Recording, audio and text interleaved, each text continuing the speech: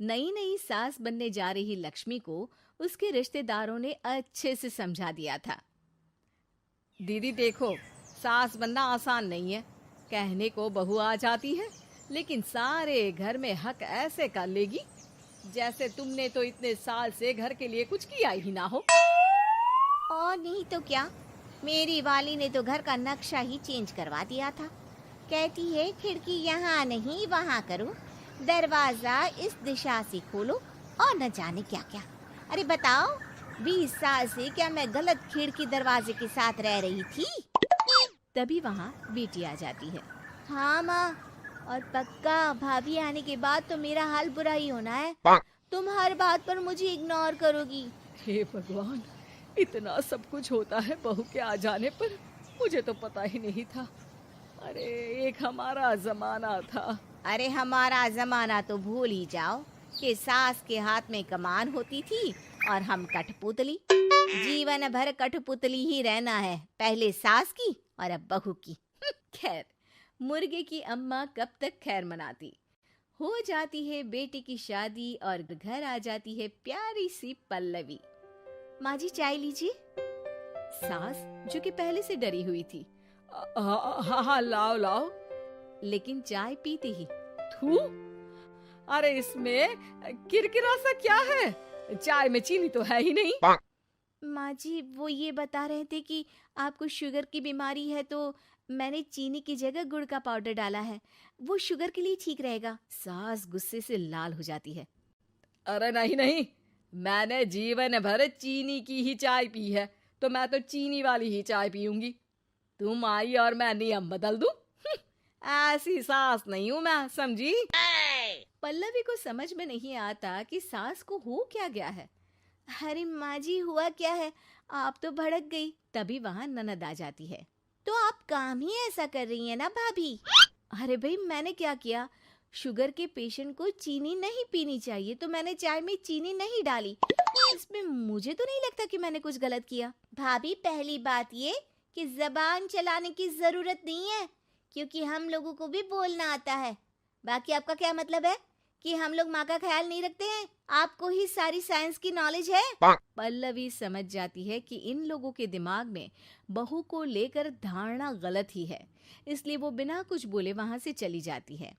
थोड़े दिनों बाद जब पल्लवी ड्राइंग रूम के पर्दे बदल रही थी, पंछी पन्नू उड़ती फिरूं मस्त गगन में, आज मैं आजाद हूँ दुनिया के चमन में।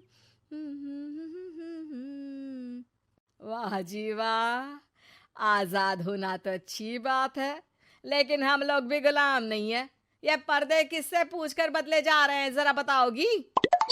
अरे सासू माँ, जब से आई हूँ सोच रही थी कि पर्दे ठीक नहीं है। पता है, पर्दे इतने हल्के हैं कि दिन में बाहर से पूरा घर दिखता है। लोग झांकते हुए रास्ते से निकलते हैं, ये मुझे अच्छा नहीं लगता है। अरे वाह जी वाह, 5 साल से तो ये पर्दा लगा है, तब तो लोगों ने झांका नहीं। आज तुम आई हो तो लोग घर में झांकने लग गए, क्यों? अरे भाभी, आपको ये तो नहीं लगता कि आप हीरोइन जैसी दिखती हो या इतनी सुंदर हो कि लोग आपको झांक झांक कर देखते रहें? मैं भी रहती हूँ इस घर में, लेकिन मजाल है। पल्लवी सर पर हाथ रख लेती है, पर्दे लगाकर पुराने पर्दों को हटा देती है और निकल जाती है। देखा माँ, इसे कहते हैं मनमर्जी। आपने मना किया, फिर भी भाभी ने पर्दे हटा ही दिए।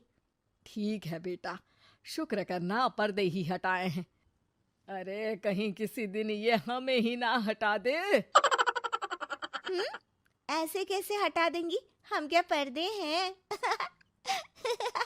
दिन बीतते हैं और एक दिन सास और ननद वॉक पर निकली होती है कि पड़ोसन। क्या बात है, आजकल तो आप लोगों की कोई खोज खबर ही नहीं है। तरस गए हम लोग तो। अरे नहीं नहीं, बस घर पर ही रहते हैं पहले जैसे। पहले भी तो इतनी ही खोज खबर थी ना। अरे नहीं नहीं, पहले की बात और थी। और बताओ बेटा, बॉयफ्रेंड से चक्कर चल रहा है कि खत्म हो गया? पहले तो पर्दे से दिख जाता था कैसे तुम सारा दिन टेलीफोन पर लगी रहती थी, कभी शर्माती कभी रोती। अब तो पर्दे भी मोटे लगा लिए तो कुछ ठीक से दिखाई भी नहीं देता। हाँ? नहीं, मतलब कोई ना, होता है इस उम्र में। और बताओ बहन जी, बेचारी बहू से तो पहले रोज तानेबाजी होती थी आपकी, रोज देखती थी कैसे उस पर आप दोनों मिलकर बरसा करती थी। अब ठीक है ना वो? चल बेटा, ये औरत तो पागल हो गई है। अरे पागल नहीं, आदत हो गई थी। जब मन उबा तो आपकी खिड़की से झांक लिया करती थी, अब कुछ दिखाई नहीं देता तो। सास और ननद घर आती हैं, जहां बहू पर्दों को बदलने के लिए खड़ी होती है। अरे ये क्या कर रही हो? आपने ही कहा था ना पर्दे बदल देना। अब उस दिन तो उतारे थे, सोचा धोकर लगाऊंगी, आज सूख गए हैं तो लगा देती हूँ। तभी ननद चिल्लाती है। अरे नहीं नहीं भाभी, ठीक है, ये पर्दे रहने दो। वो पर्दे कम, सीसीटीवी ज्यादा थे पड़ोसियों के लिए। समझ में आ गया अब आपको? हाँ हाँ, आ गया। अब जरा चाय तो बना कर ला दे। पल्लवी सास को चाय लाकर जैसे ही देती है, चाय पीकर सास झूमने लगती है और जमीन पर गिर जाती है। हाय रे भाभी, क्या मिलाकर पिला दिया माँ को, वो तो गिर ही गई। तभी बेटा डॉक्टर लेकर आता है।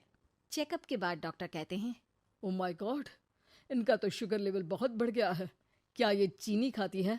हाँ डॉक्टर साहब, मैंने कई बार इनको चीनी की चाय और मीठा के लिए मना किया, लेकिन ये मानती ही नहीं। माँ को कुछ होगा तो नहीं ना? वो ठीक तो हो जाएंगी ना? अरे बहू की बात नहीं मानती तो क्या बेटी की भी नहीं मानती है ये? बेटा, आप नहीं रोकती अपनी माँ को चीनी की चाय और मीठा खाने से? बेटी क्या बोलती, उसे वो दिन याद आ जाते हैं जब उसने भाभी को इस बात के लिए भला बुरा सुनाया था। डॉक्टर के जाने के बाद, भाभी मुझे माफ कर दो, लोगों के कहने में आकर हम लोगों ने आपसे बहुत बुरा व्यवहार किया, जबकि ससुराल वालों को ये समझना चाहिए कि घर बहू का भी होता है।